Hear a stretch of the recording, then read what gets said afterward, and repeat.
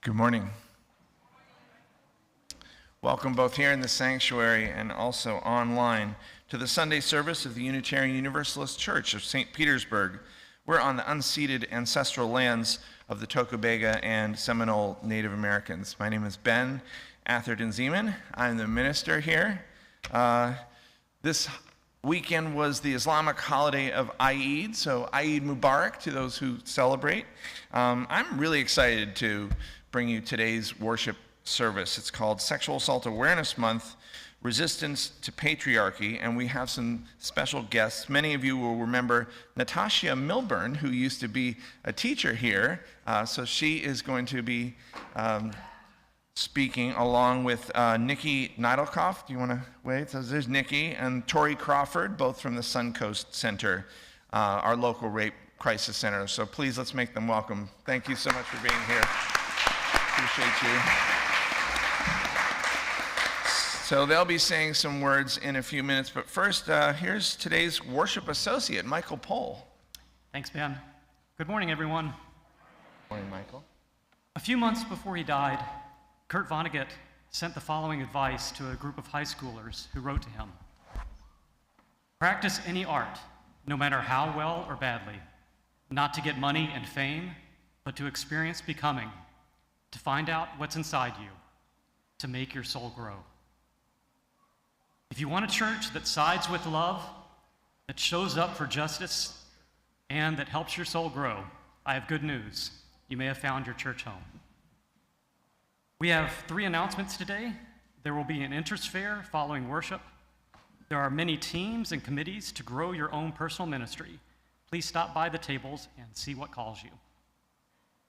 Thanks, Michael. I'm still kind of scarred from last week's audio feedback that we have, so I'm micromanaging the speaker back there. Our second announcement is for any children in the service, and I don't see any. I do see one, but there's going to be no time for all ages today. So so now is the time to go to classes if your kiddo is going to go to classes. And then our final announcement, kind of related to that announcement, is today's worship service is going to include some content that some might find hard to hear, especially those who are survivors of sexual violence themselves. Please read the rest of your announcements in the order of service or in our weekly newsletter. Now, as Unitarian Universalists, we are a people of diverse beliefs, but we share a common faith that every person is worthy of love and that what we do in this world matters. And finally, that we are connected to one another and to the earth. So whoever you are and wherever you are in your journey, you are welcome here. We'd like to give a special welcome to any newcomers. So if you're new to UU St. Pete or relatively new, can you give a wave? Howdy. Hey. If you'd like, you can stand and briefly introduce yourself. Ben can bring the microphone to you so that those on YouTube can hear what you're saying. You don't have to. You're under no obligation. We have a lot of introverts here, so that's groovy.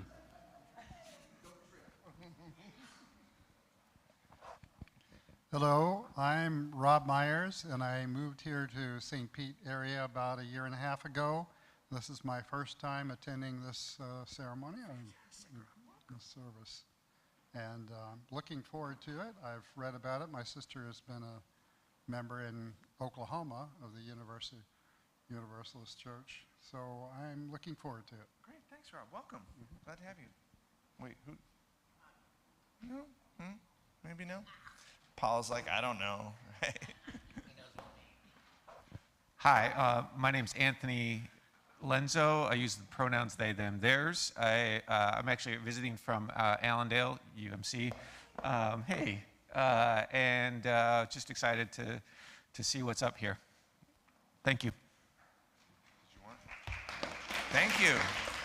You'd clap more if you saw what was on their shirt. Smash the binary. Nice shirt. Hello, I'm Jane Francho, and I'm from Cape Cod, Massachusetts. I'm visiting with Millie, with our mutual granddaughter, and we're having fun. My daughter goes to the UU Church in Dedham, Massachusetts. Fantastic. Welcome, Jane. What? Oh, thank you. Anyone else? All right. Thank you for silencing your cell phones. Regarding masks, we encourage you to wear one as you are comfortable. Now, let's take a moment to greet our neighbors. Remember to get consent if you're going to hug them or shake their hand. Do you want to go say hi to anybody? This is when people say hi.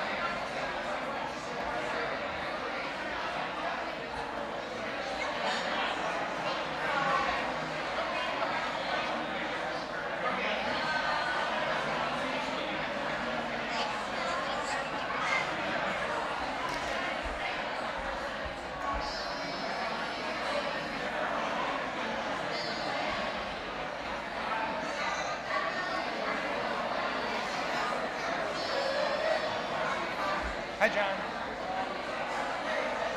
Nice to see you.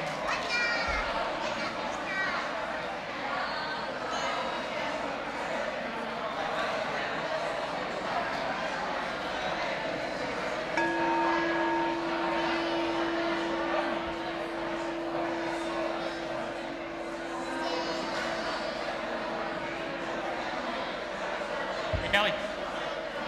Morning.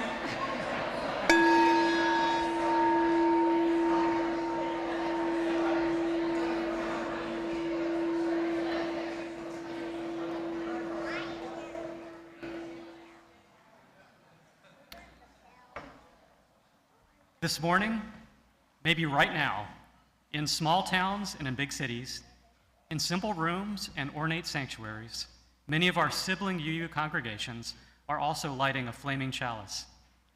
Let's take this moment to cherish our connection to them and to the rest of our world. As Caitlin and her awesome hat light our chalice, please give voice to our shared connections by saying our covenant together. The words can be found in your program and online in the text chat. Love is the spirit of this church, and service its law. This is our great covenant. Dwell together in peace, to seek the truth and love, to help one another. Now please rise as you are willing and able for our first hymn, There's a River Flowing in My Soul. It's number 1007 in the Teal hymnal.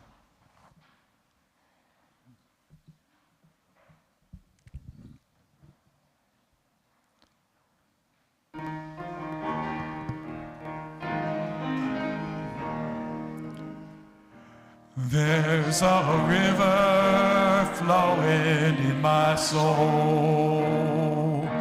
There's a river flowing in my soul.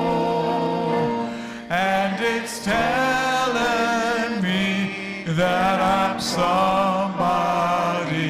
There's a river flowing in my soul. There's a river flowing in my heart. There's a river flowing in my heart, and it's telling me that I'm somebody. There's a river flowing in my heart. There's a river flowing in my mind. There's a river flowing in my mind, and it's telling me that I'm somebody. There's a river flowing in my mind. You may be seated. I want to welcome our first guest speakers, Nikki Neidlkov and Tori Crawford from the Suncoast Center.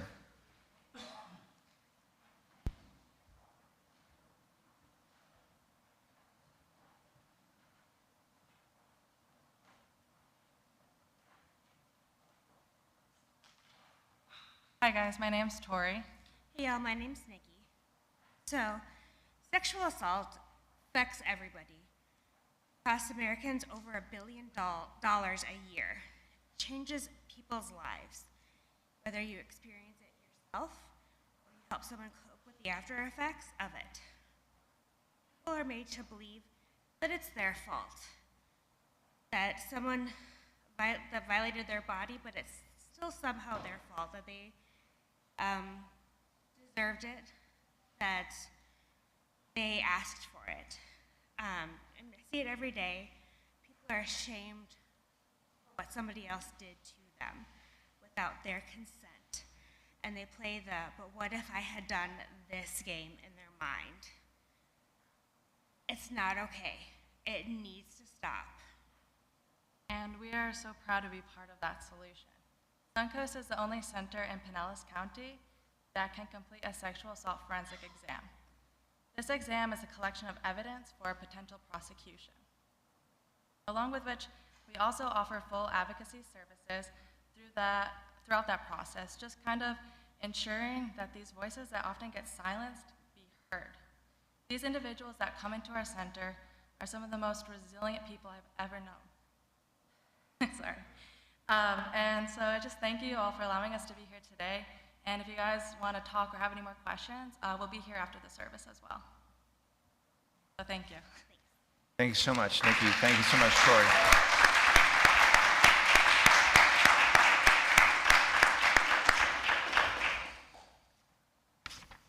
Now we come to the time in our worship service for joys, sorrows, and concerns. And those of you on YouTube Live, you're not here in person, but your presence is felt. So please type your joys and sorrows into the text chat. Some of you have emailed me this week, minister@uustpete.org with your joys and your sorrows. And some of you are writing them even at this moment on the cards in front of you. Right now, Tori will place a stone in the water for each one of them that was submitted this week.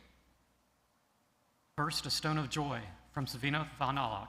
Sabina says, "Thank you to the Fair Trade Sales for funding the new light bulbs in Gilmore, and thank you to Rich and Jeff for installing the new light bulbs. Gilmore is now bright, cheery, and more energy efficient." Yes, thank you. Second, a stone of sorrow from Jeannie Volpe, who tunes in with us from Alabama. Jeannie says, "My community has had 6 gun-related fatalities in the last few weeks. 5 were teenagers. Jeannie says, my heart has been hurting for the families and the overwhelming feelings of sadness around us." Stone of joy from Chris and Emily Shabby. Ella had her 9-month checkup. She is now 15 pounds, 3 ounces, and 27 inches. Oh, there she is. There she is. Wellness check, baby. A healthy, happy, amazing little girl. Stone of joy from Earl Waters, he says, "Thankful that my husband Ron's neck surgery went well. Yay." Ron is out of the hospital and in recovery at Westminster's Suncoast. Long recovery ahead, but it has begun. Earl says, "Thanks for all the prayers and positive energy sent." Stone of joy from Dana, who writes, 10 years of marriage to my wife, Lisa.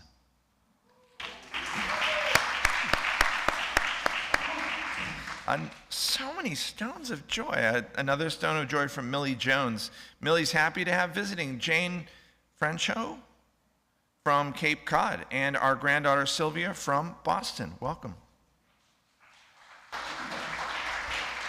Another stone of joy from Geneva Nelson. The Rays, who are having a record-setting great start to their season.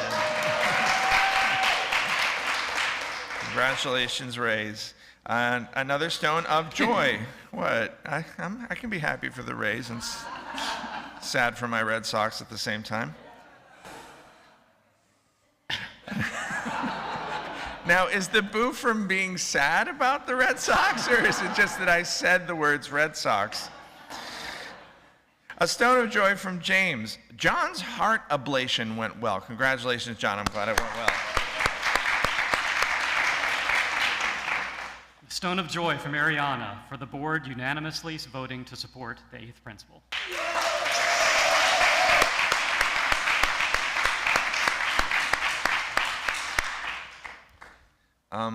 Let's bring to our mind and hold close to our hearts Emily, Chris, and Ella, Jeannie and her community in Alabama, Ron and Earl as they recover, all who are known to us and all unknown who are facing health challenges and just in general challenges. May we strive to respond well to the vulnerability of our community. May we work in big and small ways to protect the safety and rights of workers everywhere, including the right to affordable health care. We are not alone in history. We are not alone in our community. We are not alone right now. We are not alone right now. May all of us find a comforting and compassionate presence in the warmth of fellowship and community. And Tori, if we could put one more stone in for all those joys and sorrows that remain in our hearts, maybe too tender to say out loud. And let's take about a minute of silence together.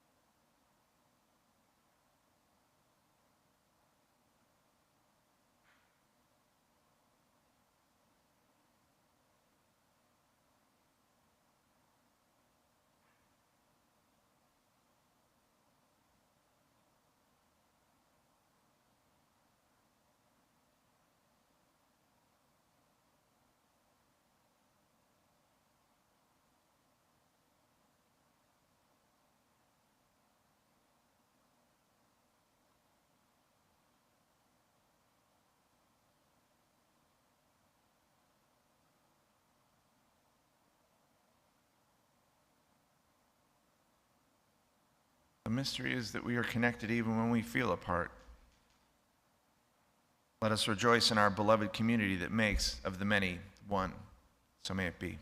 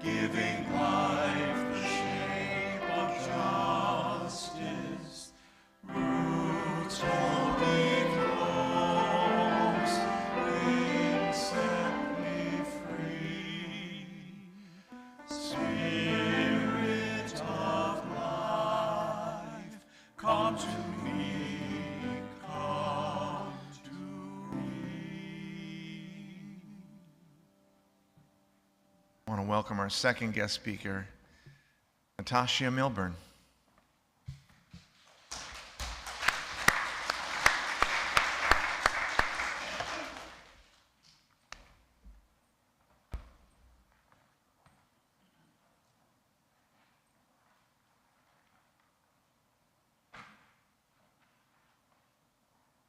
Hello, everyone. I believe I see some familiar faces out there. You might recognize me. As Reverend Ben said, my name is Natashia, and I was the middle school religious educator here a few years back. Before I start my story, I would like to take a few seconds to ground myself up here with you all so that I can be fully present in this space, and it helps calm me down. in class. Okay, sorry. I'm not going to apologize, actually. In class, we take what I call brave breaths, which consists of closing your eyes, imagining yourself sitting in deep comfort right where you are, then taking a deep breath in for 4 seconds, holding for 2, then breathing out, 2, 3, 4, then hold for 2. So if you would like to and are comfortable in doing so, please join me in taking 2 brave breaths.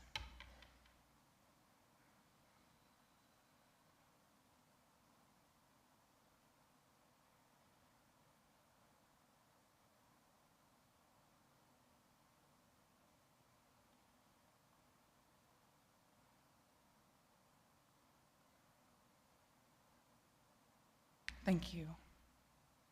Since teaching here at UU, I've graduated with a bachelor's degree in education and community leadership, and am the curriculum designer for Choosing Myself, a comprehensive and gender-inclusive sexual and reproductive health education program for system-involved youth. And after working at a recreation center with over 150 inspiring kids, I also became known as Miss Shia, a mindful art educator for kids in underserved communities, or for those who struggle with behaviors that need a little bit more one-on-one time to practice with mental healing. When I'm not working with kiddos, I dedicate my time to exploring nature with my partner, reading, sleeping, and sharing my story of the reproductive trauma I experienced when I was a teenager, in need of an abortion, and was not given guardian consent to do so. But today,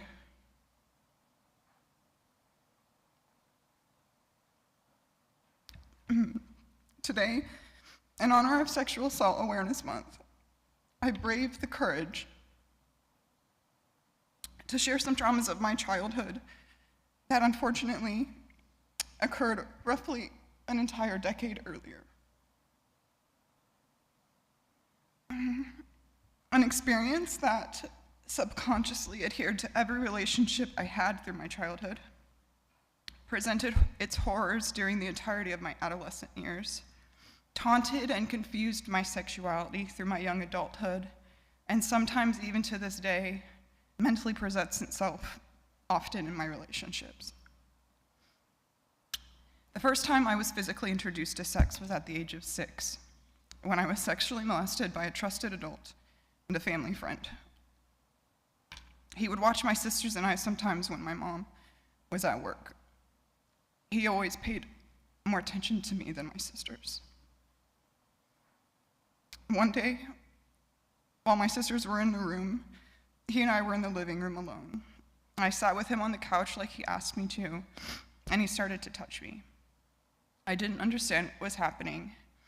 He told me not to tell anyone, so I didn't. I went on about my 6-year-old life like nothing happened because consciously I really didn't think or know anything had. I never learned about my body parts or what physical interactions were okay and which were not. Therefore, I wasn't given the tools necessary to recognize the sexual violence that had occurred. And of course, at the time, I hadn't the understanding what the physical feeling of arousal was. So just as we humans are, especially children, the unknown makes us all the more curious. So I grew into promiscuity, trying to figure out that physical feeling. It's one thing to have to navigate such a traumatic situation as a child, but it's another to grow up and live with the fact that my first sexual encounter was not made on my terms. The opportunity to discover sex and to do so on my own was stolen from me. So in order to protect our youth and to provide them with a safe and healthy life, we have to unlearn our toxic cultural norms. We must normalize talking about sex so that we gain the ability to recognize violent and unhealthy behaviors or situations. We must educate youth, their guardians, caregivers, mentors, and even teachers about sex, and in an open and positive environment without judgment or shame. Due to the lack of education, there are so many instances where children perpetrate sexual violence without even knowing they're doing so. Growing up in a sex-shaming society creates sexual repression, which can ultimately initiate motives of violence. Bringing awareness to sexual assault means talking about sex and talking about assault. It means being aware and educated on what is and is not okay. It means learning how to say no and being empowered to do so. Bringing awareness to sexual assault means being aware that not talking about sex makes it even harder for those who experience sexual violence to seek help, and even more, to report it. This is only the second time I've spoken in public about my sexual assault experience. The first was at an event hosted by USF in Tampa called Take Back the Night, where survivors gathered together and listened to each other as they told their sexual assault stories. Initially, I had only gone to support my incredible friend and colleague, Dr. Jill McCracken, who was the keynote speaker for the event. But when they opened the floor for others to share their story, I, as well as about 30 other survivors, were drawn to the stage to speak of our traumas.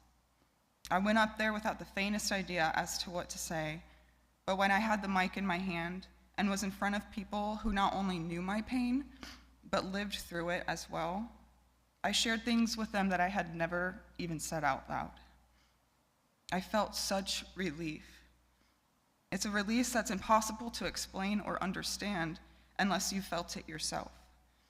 So please, if you have been sexually assaulted to any degree, I encourage you to talk about it, to journal about it, to create art about it.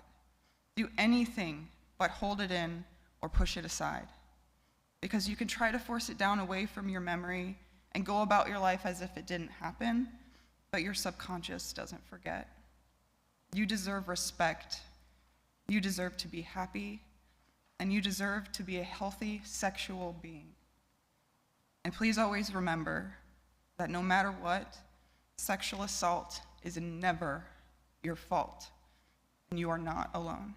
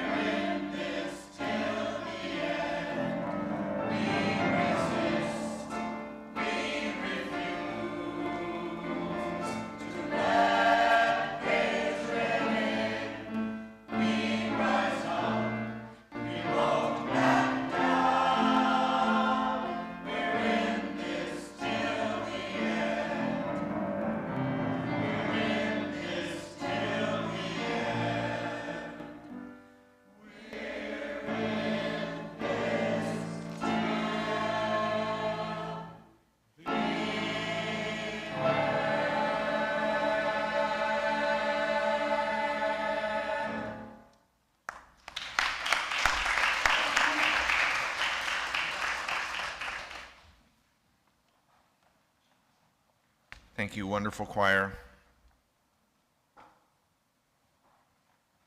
Thank you all for supporting those of us who are having, I think, an understandably emotional reaction to this worship service.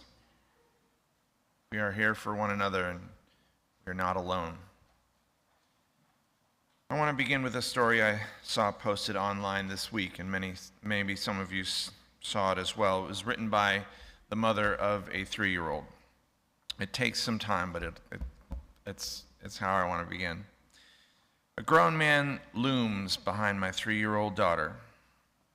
Occasionally, he will poke or tickle her, and she responds by shrinking, smaller and smaller with each unwanted advance. I imagine her trying to become slight enough to slip out of her booster seat and slide under the table. When my mother views this scene, she sees playful taunting, a grandfather engaging with his granddaughter. May, my tone cuts through the din of a familiar family gathering together. She does not look at me. May, I start again. You can tell him no, May. If this isn't okay, you could say something like, Papa, please back up. I would like some space for my body. As I say the words, my stepfather, the bulldog, leans in a little closer, hovering just above her head. His tenebrous grin taunts me as my daughter accordions her 30-pound frame, hoping to escape his tickles and hot breath. I repeat myself with a little more force. She finally peeks up at me. Mama, can you say it? Surprise, a 3-year-old girl doesn't feel comfortable defending herself against a grown man, a man that has stated he loves and cares for her over and over again, and yet stands here showing zero concern for her wishes about her own body. I ready myself for battle. Papa, please back up. May would like some space for her body. My tone is firm, but cheerful. He does not move. Papa, I should not have to ask you twice. Please back up. May is uncomfortable. Oh, relax, he says, ruffling her wispy blonde hair. Patriarchy stands, patronizing me in my own kitchen. Actually, my own damn kitchen. We're just playing. His southern drawl does not charm me. No, you were playing. She was not. She made it clear that she would like some space. Now please back up. I can play how I want with her, he says, straightening his posture. My chest tightens. The sun-bleached hairs on my arms stand at attention as this man, who has been my father figure for more than 3 decades, enters the battle ring. No, you cannot play however you want with her. It's not okay to have fun with someone who does not want to play. He opens his mouth to respond, but the rage in my voice is palpable through my measured response. I wonder if my daughter can feel it. I hope she can. He retreats to the living room. My daughter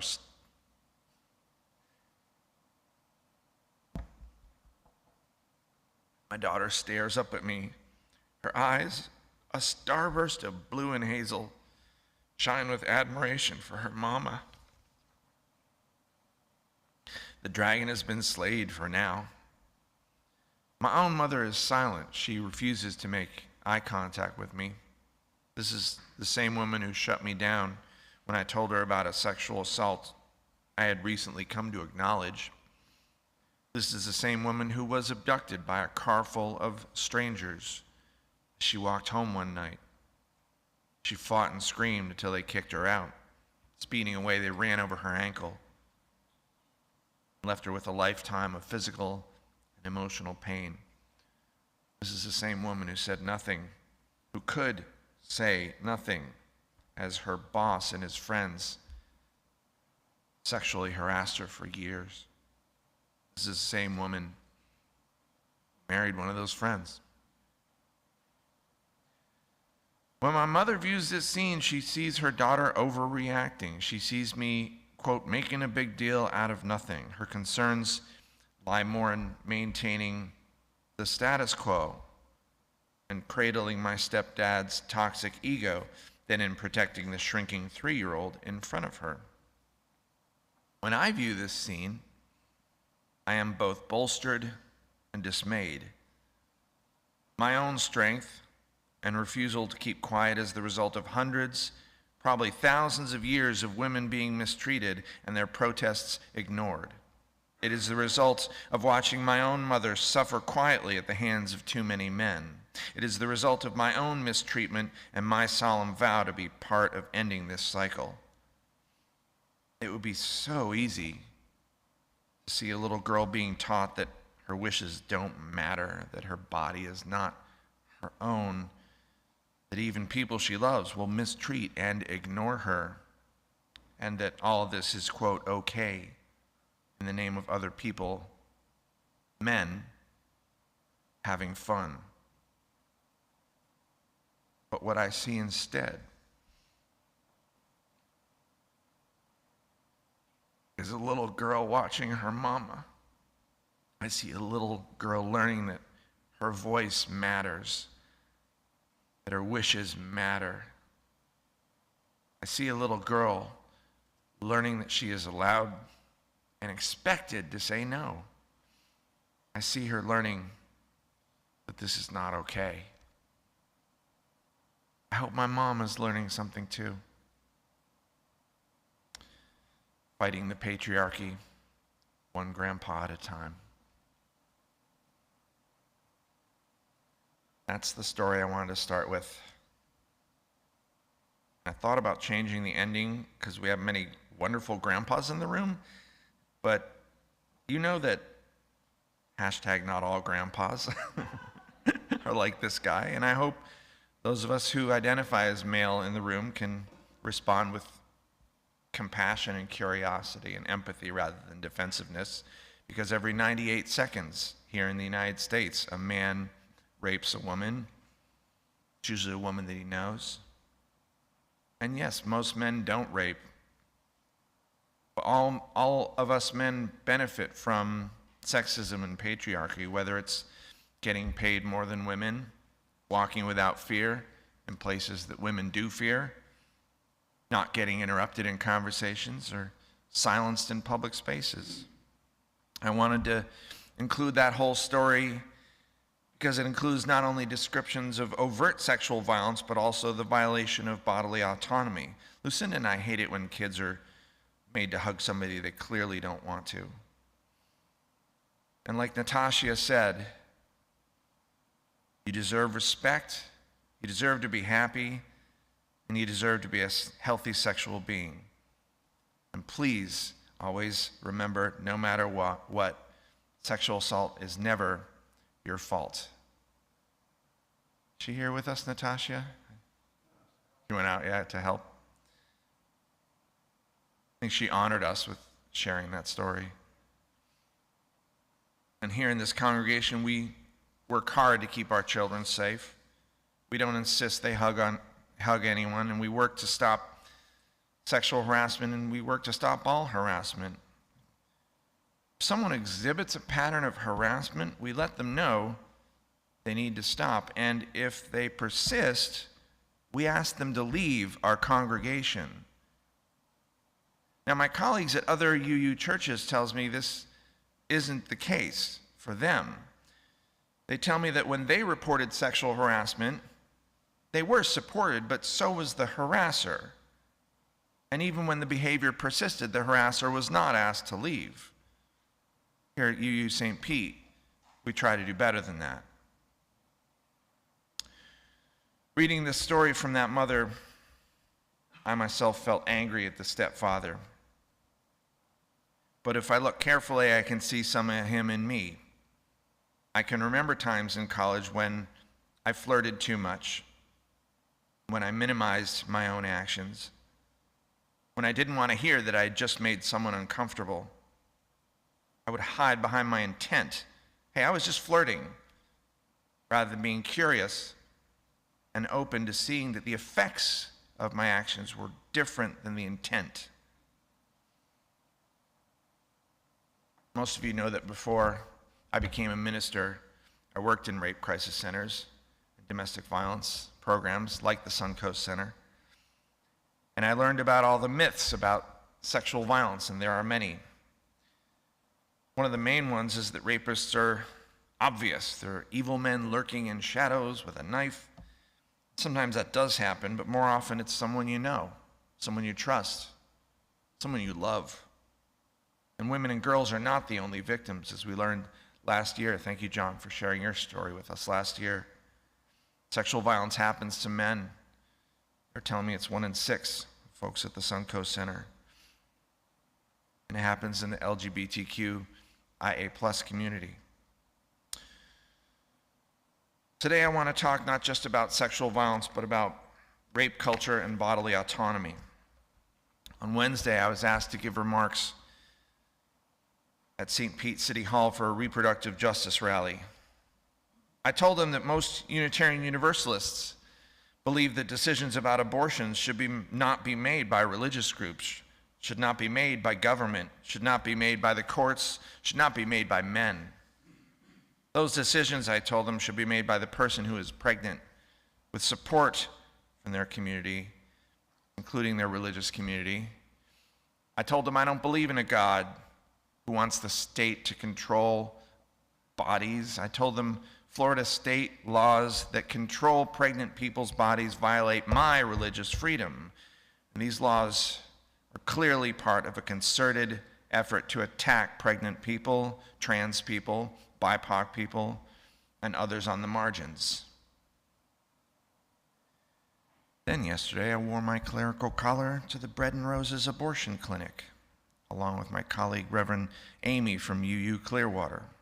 And once again, I escorted patients from their cars to the front doorway of the clinic. And once again, anti-choice protesters yelled at them, called them baby killers, called them sinners, told them they were going to hell, told me I was going to hell.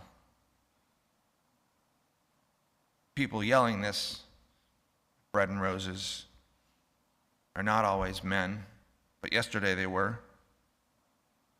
So the pattern is this: men yelling at women at abortion clinics, a man looming over a 3-year-old, and mostly male lawmakers telling pregnant people what they can do with their bodies. Natashia, I think you came back in. Nope, somebody else came back in. I'm just so glad that she's here with us, and I'm so glad you two are here with us from the Suncoast Center. I asked Tori and I asked Nikki, what should I tell you all? They said that each of us might be the person that someone bravely comes to saying, this happened to me. And if that's the case, they say the first response we give to a victim or a survivor shapes the whole healing process. They said we should start by believing. We should listen. We should be empathetic. If we have questions, we should wait to ask them. We can go into those later. Start by believing. Nikki and Tori also told me that many of the folks who seek services from the Suncoast Center need the morning after pill so that they don't become pregnant as the result of someone raping them. And this essential medication is in danger of being outlawed. If it becomes illegal, Nikki and Tori might not be able to provide that medication to rape victims. Now, when the penalty for getting essential medication prevents rape victims from getting help, that's how you know it's a war on women. And when the penalty for having an abortion after being raped is more severe than the penalty for rape, that's how you know it's a war on women. That's how you know it's a war on pregnant people. That's how you know it's a war on marginalized people. Now, we didn't ask to be on the front lines of a culture war, yet here we are. It's come right to our doorstep here in the state of Florida. and our siblings on the margins among us are being threatened. If the rest of us don't pick up, those of us on the margins will be left alone, and that's unacceptable to me. And our weapons are not guns. They're our hearts, our souls, our minds, like we sang in the hymn. We don't pick up hate, violence. We pick up love, not corrupt laws. We pick up our theology of interconnectedness, our sense of justice, our respect for bodily autonomy, our curiosity, our willingness to listen. Rape victims, people seeking abortion, trans children and adults, they risk family estrangement, they risk government harassment, they risk being kicked out of their churches. But I'm here to tell you that you are always welcome here at UU St. Pete. And the pregnant people among us, the trans people among us, the BIPOC people among us, they're left alone. If those of us who are not pregnant, not trans, not BIPOC, check out, don't stay on those front lines. Staying on the front lines doesn't mean you have to give a speech at a rally. Some of us feed unhoused people on Friday nights alongside Jerry and Sabina. Some of us fold the orders of service alongside Cheyenne, or clean up coffee hour alongside Dana, Richard, and Lucinda. Some of us lead covenant groups alongside Amy and Linda. And some of us make our annual pledge and increase our annual pledge. I know you didn't want to be knee-deep in a culture war. I know some of you wanted a comfortable church where we could have interesting philosophical discussions and conversations, and we still can have comfort. We can create that comfort for one another. We can still have those conversations, but we can't leave our siblings hanging. We can't leave Natashia by herself. We can't leave the people coming to Bread and Roses abortion clinic by themselves. We can't leave the rape victims who come to the Sunshine Center by themselves. Like the choir just sang, we resist. We refuse to let hatred in. We rise up. We won't back down. We're in this till the end.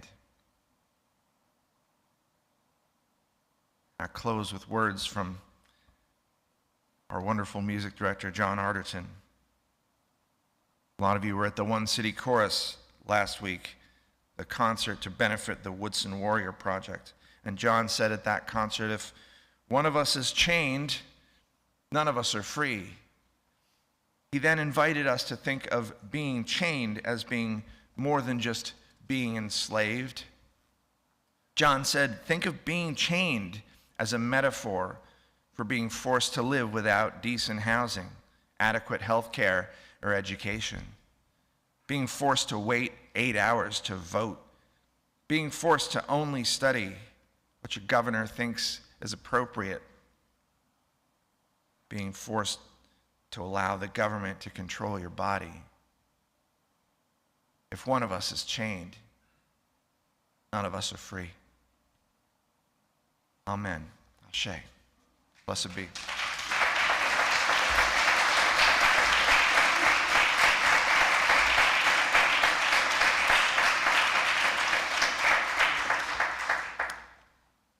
Some of you may recall the story I told of planting milkweed to attract monarch butterflies and the ensuing slaughter of many caterpillars I thought were destroying my plants before realizing my error. Hello, Biology 101.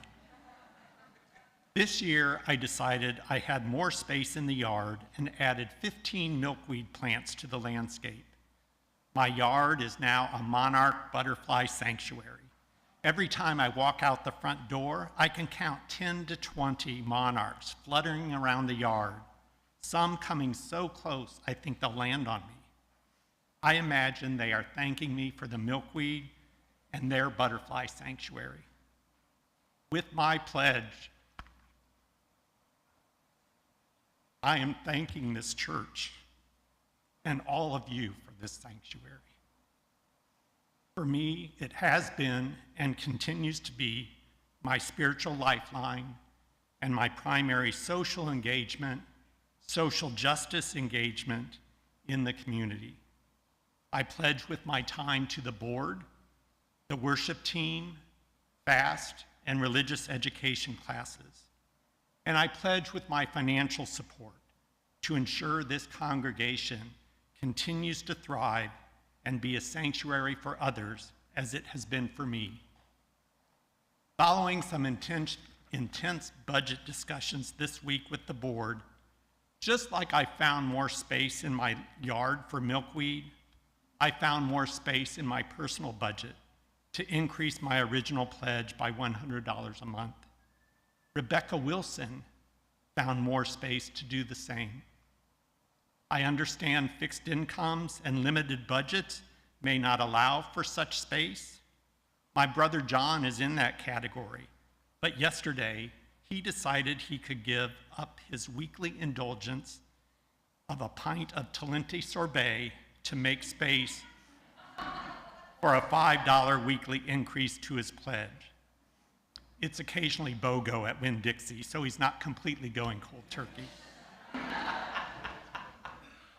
I encourage each of you to consider if you have more space.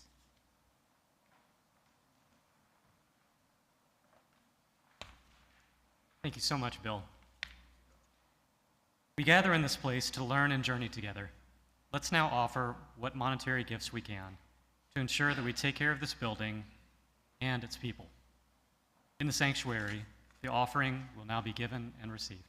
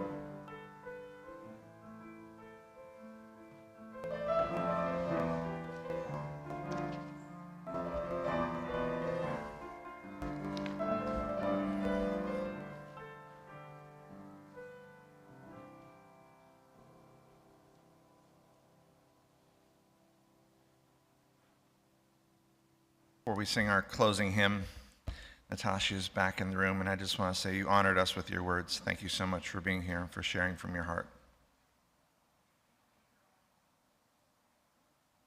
Please rise as you're willing and able for our closing hymn, number 1029 in the Teal hymnal. Love knocks and waits for us to enter. This is an unfamiliar hymn, I think, to most of us, but the words seem so appropriate for today.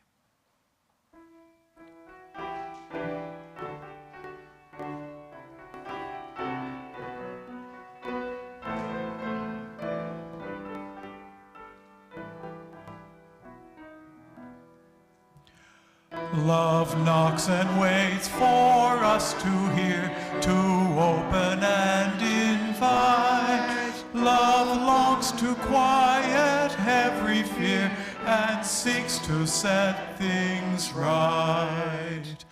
Love offers life in spite of foes who threaten and condemn. Embracing enemies, love goes the second mile with them.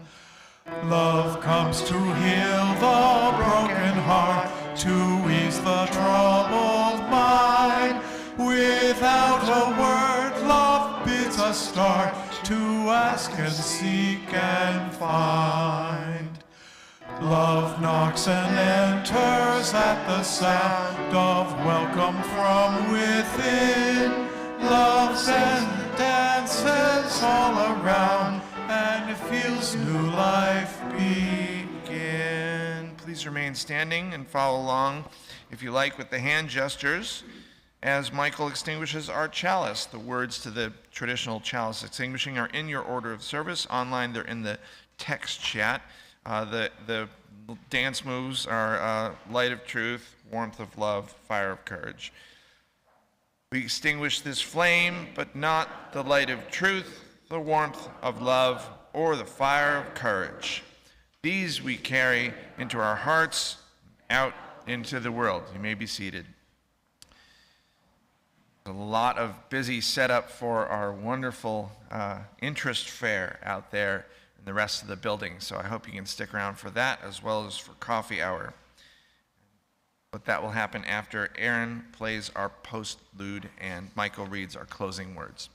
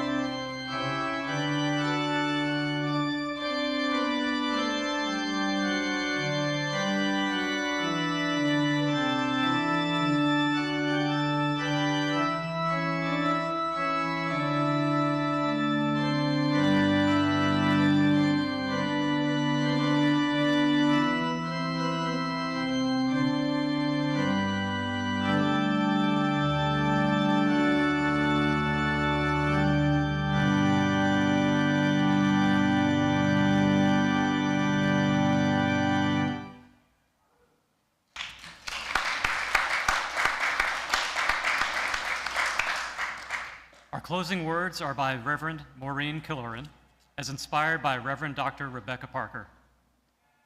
No matter how weak or frightened we may feel, we each have gifts that can make a difference in the world. In this coming week, may you do at least one thing to support the broken, to welcome the stranger, to celebrate what is worthy, to do the work of justice and love. Be strong, be connected, each day act, so you may be a little more whole. Please join us for coffee hour and the interest fair in Gilmore Hall. Ben and others will be available to chat on your way in, as will our guests. Blessings.